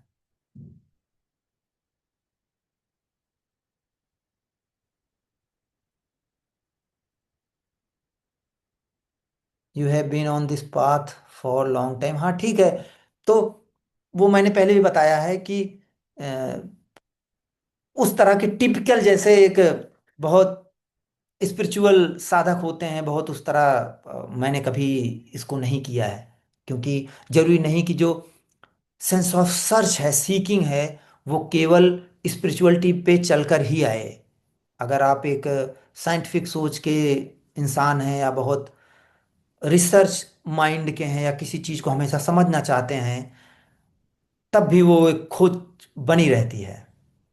तो यहाँ यहाँ ये ब्रेन कुछ ऐसे ही था, किसी भी चीज को, किसी सब्जेक्ट को बहुत ही ज्यादा उसको डीप में समझना और जानना, उसके कोर तक जाना एक आदत थी। तो वही चीज जब आध्यात्म में और उसमें आया, तो यहाँ भी जैसे अभी थोड़ी देर पहले हम वेदांत और इन चीजों का डिस्कशन कर रहे थे, तो यहाँ भी मैंने वो देखा कि एक बिल्कुल जिसे कहते हैं एक माउंटेन है अ, आध्यात्म की चीजें। तो इसका एक्चुअली कोर क्या है और ये कैसे होता है, तो वो उसी तरह से वो ब्रेन, तो उसको अगर आप साधना कहना चाहते हो तो हाँ, आप कह सकते हो। तो इस सेंस में तो हर एक चीज साधना है। अगर आप कुछ भी किसी चीज की प्रिपरेशन करते हैं, किसी कंपटीशन की, या कहीं भी आप रिच बनना चाहते हैं, तब भी आप साधना ही कर रहे हो। तो हर चीज को आप साधना ही कह सकते हैं। लेकिन यहाँ ऐसा उस तरह कोई वो साधना नहीं थी कि अ, मतलब जिसमें बहुत ज्यादा अंधविश्वास हो और ऐसा लगे कि आप बहुत ज़्यादा, जैसे लोग फास्ट रखते हैं या बहुत ज़्यादा कहीं समर्पण दिखाते हैं किसी चीज़ को, तो वो चीज़ यहाँ नहीं थी कभी भी।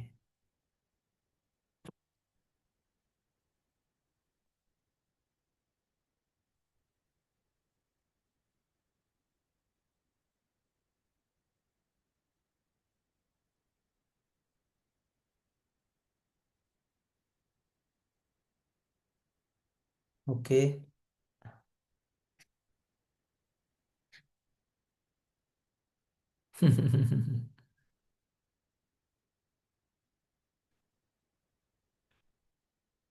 ओके, क्वेश्चन है कि do you miss your sense of me?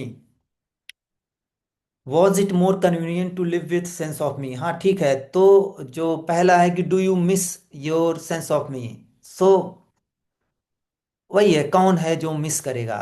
Sense of मी को, है ना। जब तक वो सेंस ऑफ मी रहता है तो वही सब कुछ मिस करता है। यहाँ कुछ मिसिंग नहीं है, कुछ भी, कुछ भी ऐसा नहीं है कि जो मिस हो रहा हो। यहाँ बैठ के आप लोगों से बातें करना, यहाँ कुछ करना, यही सब कुछ है। इसके अलावा कुछ नहीं है कि जो मिस होता हो। और जब सेंस ऑफ मी होता है तो क्या ये ज़्यादा कन्वीनियंट है लाइफ जीने में? हाँ बिल्कुल। क्योंकि उसका एक सबसे बड़ा रीज़न है कि आपको दिख जाता है आपके जितने रिलेशनशिप हैं या जितने जो भी चीज़ें हैं उसमें दिख जाता है कि एक्चुअली जब सेंस ऑफ मी होता है तो गिव एंड टेक बहुत अच्छी तरीके से काम करता है।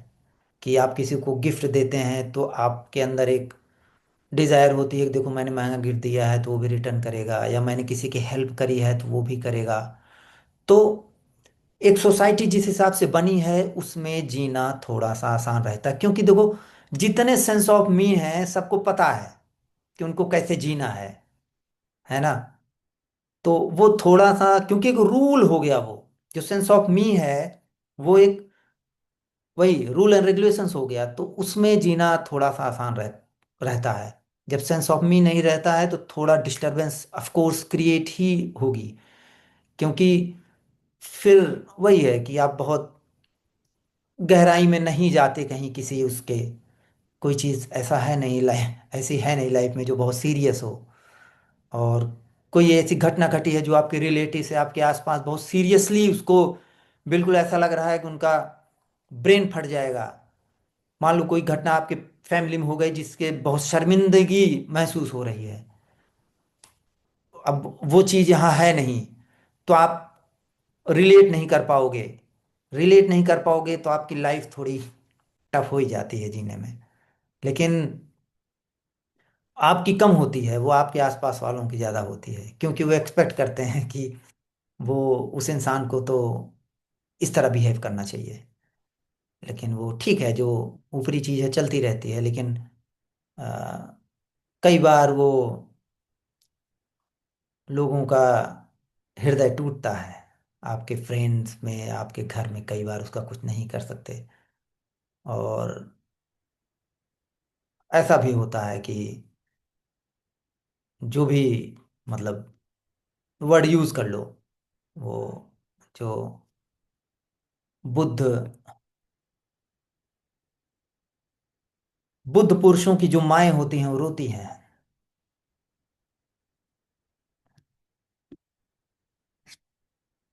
इसके अलावा कुछ नहीं है, लाइफ थोड़ी कठिन जरूर उसमें हो जाती है, उसका कुछ नहीं कर सकते, ऐसे ही हो।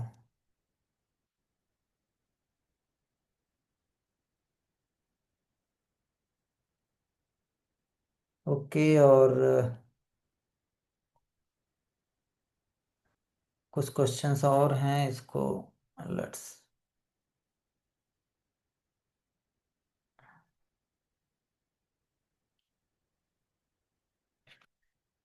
ओके, किसी ने कहा does it have any value to actively search if there is really an observer to reach the conclusion that there is only observed? नहीं, तो इसमें एक assumption है कि कोई ऑब्जर्वर नहीं है, लेकिन जो ऑब्जर्व्ड है मतलब जो चीज देखी जा रही वो है। नहीं, जब ऑब्जर्वर नहीं होता तो कोई जो चीज देखी जा रही वो ऑब्जर्व्ड नहीं होता। तो कोई चीज नहीं है जो कोई चीज देखी जा रही हो। जैसे वो दोनों स्प्लिट है, वो एक साथ पैदा होता है। जैसे ही ऑब्जर्वर पैदा होता है, जो ऑब्जर्व्ड है वो भी पैदा हो जाता है। तो जब ऑब्जर्वर नहीं है, तो जिसमें जो आपने पूछा है कि how I can reach to conclusion कि केवल ऑब्जर्व्ड है, नहीं, वो भी नहीं है। Does it have any value to passively sit without any searching? नहीं, कोई वैल्यू नहीं है अगर आप passively just you are sitting और यू आर सर्चिंग, कुछ भी आप कर रहे हो, ठीक है। वो अगर आपके अंदर वो सेंस है कि आप सर्च कर रहे हो, आपके अंदर सेंस है कि आप बैठे हो, तो वो सेंस तो बना ही हुआ है, तो दोनों में कोई डिफरेंस नहीं है। तो लाइफ को इजी बनाने के लिए आप ऑफ कोर्स जाके कुछ ना कुछ करोगे। आप केवल बैठे रहोगे तो आपको पता चल जाएगा कि उसका क्या नुकसान है, क्योंकि बॉडी तो कुछ ना कुछ हेल्थ के लिए भी करना ही चाहती है। वो गेम खेलना चाहती है, दौड़ना चाहती है, सीढ़ियों पर चढ़ना चाहती है। आप एक जगह बैठे रहोगे तो ऐसे भी नुकसान होगा। While trying to ascertain if there is observer or not, the question comes that how it is possible to react when facing any observed if there is no observer. In other words, if there is no observer and just the observer, how can reaction take birth concerning the object that is okay। तो इसमें वही question है कि अगर मैं ये मान लूं कोई ऑब्जर्वर नहीं है, तो कोई सिचुएशन ऐसी आती है जो ऑब्जर्व्ड है, जैसे आप ऑफिस जाते हो, मेट्रो में चलते हो कहीं, तो वहां कैसे रिएक्ट करें। एक्चुअली यही आप उसका अप्लीकेशन करने की कोशिश कर रहे हो। जब कोई ऑब्जर्वर नहीं होता तो क्वेश्चन भी नहीं होता कि वहां कैसे रिएक्ट करें, क्योंकि वहां जो पैदा होना है अपने आप पैदा होगा, क्यों, कंट्रोलर नहीं है। कंट्रोलर नहीं है इसीलिए वो मुक्त है। इसीलिए हमेशा वो डेंजरस रहती, बिल्कुल डेंजरस रहती है, ब्यूटीफुल रहती है, सब कुछ रहता है अपने आप। किसी आप मेट्रो स्टेशन पे या कहीं आप जा रहे हैं कि वहां आप कैसे रिएक्ट करें, तो अपने आप जो वहां रिएक्शन पैदा होना है अपना अपने आप पैदा होगा, क्योंकि वो फ्रीडम है, अपने आप पैदा हो रहा है। जैसे तारे सितारे सब पैदा हो रहे हैं, बर्ड्स फूल सब कुछ, वैसे आपका एक्शन वहां पैदा हो रहा है, उसमें कोई डिफरेंस नहीं है। तो ये आपका एक एजम्पशन है कि ऑब्जर्वर या डूअर अगर नहीं है, तो किसी एक सिचुएशन में कैसे क्या किया जाए। वो एक कंसेप्चुअल चीज है जो आप बनाने की कोशिश कर रहे हो, इससे आपको बचना चाहिए। अगर आपके अंदर सेंस ऑफ मी है और वहां वो एक कंट्रोल मैकेनिज्म है जिससे आप कंट्रोल करते हो चीजों को, तो वैसे वो घटित हो रहा है, वो भी तो ऐसे ही घटित हो रहा है।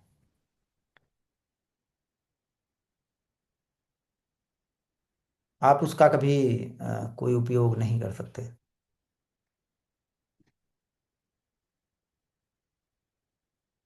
Okay, why do you think you don't have a sense of, why do you think you don't have a sense of self. No, I don't think.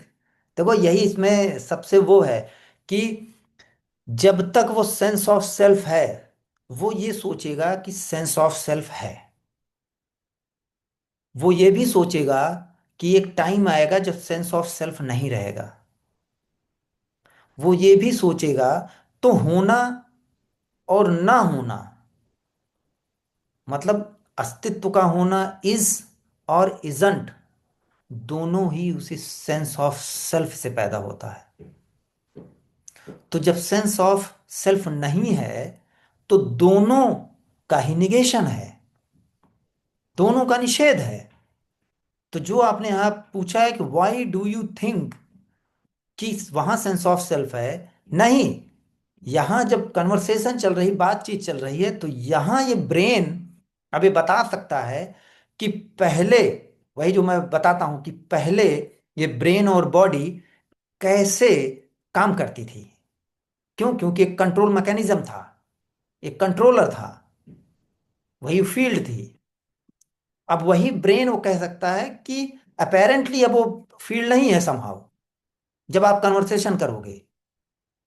लेकिन मैं अगर कुछ भी काम कर रहा हूं, चाहे चाय पी रहा हूँ, नहा रहा हूँ, ऑफिस जा रहा हूँ, किसी से बात कर रहा हूँ, कुछ भी, कभी आता ही नहीं कि यहाँ सेंस ऑफ सेल्फ नहीं है।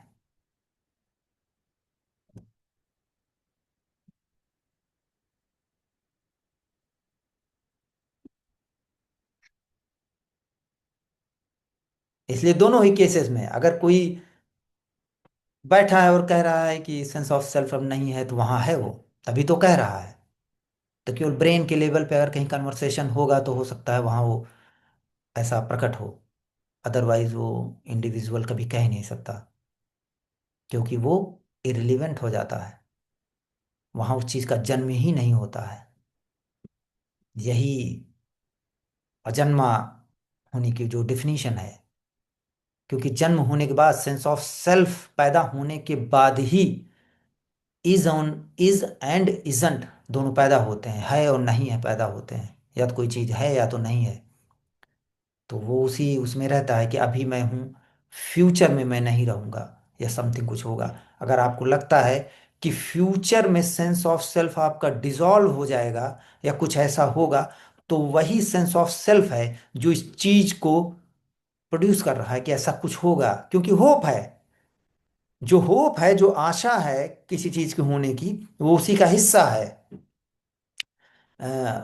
फ्यूचर का, उसी सेंस ऑफ सेल्फ का, उसी मी का, उसी फील्ड का, उसी एनर्जी का।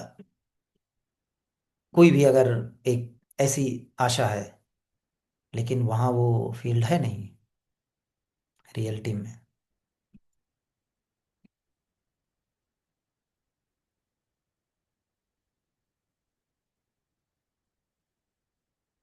ओके, आई थिंक सारे क्वेश्चंस हमने कवर कर लिए हैं। एक बार और मैं देख लेता हूँ।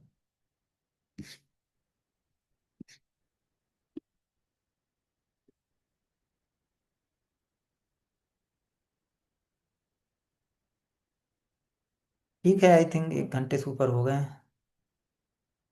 We can stop now.